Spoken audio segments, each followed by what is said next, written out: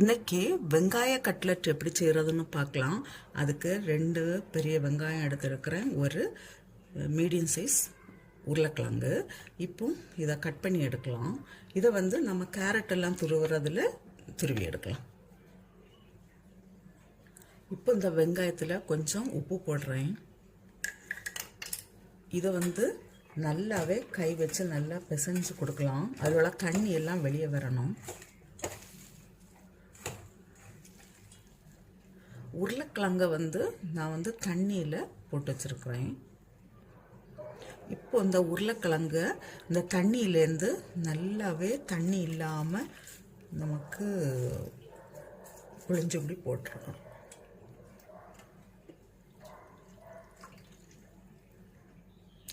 இது கூடவே ஒரு சின்ன பீஸு இஞ்சி பொடியாக நறுக்கியது, 2 பச்சை மிளகாய், கொஞ்சம் கருவேப்பிலை, கொஞ்சம் கொத்தமல்லி இலை,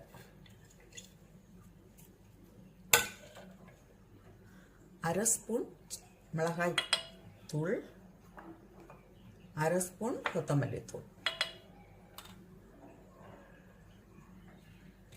இதில் இப்போ ஒரு 4 ஸ்பூன் நான் அரிசி மாவு வச்சுருக்கிறேன், 4 ஸ்பூன் கடலை மாவு வச்சுருக்கிறேன். ரெண்டுமே நமக்கு போட்டதில் மிக்ஸ் பண்ணி எடுக்கலாம். எவ்வளவு தேவையோ அவ்வளோ போடலாம், ரெண்டும் ஈக்குவலாக போடலாம்.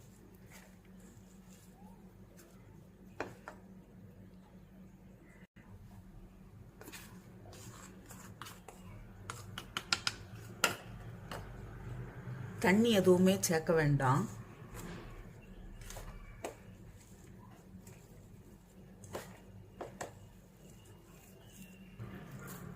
இப்போ இதுலேருந்து கொஞ்சம் எடுத்து நமக்கு இது போல் பால் போல் உருட்டி வைக்கலாம்.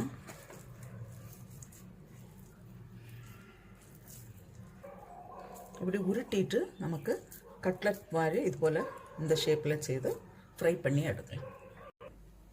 இப்போ ஆயில் நல்லா சூடாக இருக்கு.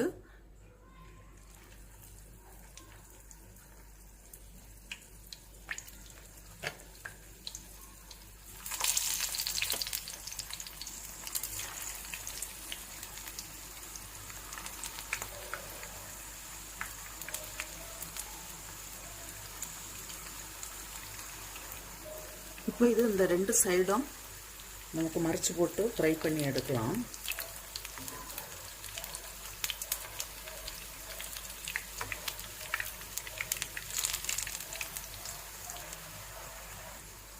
இப்போ இது ஆயிடுச்சு, நான் எடுக்கிறேன்.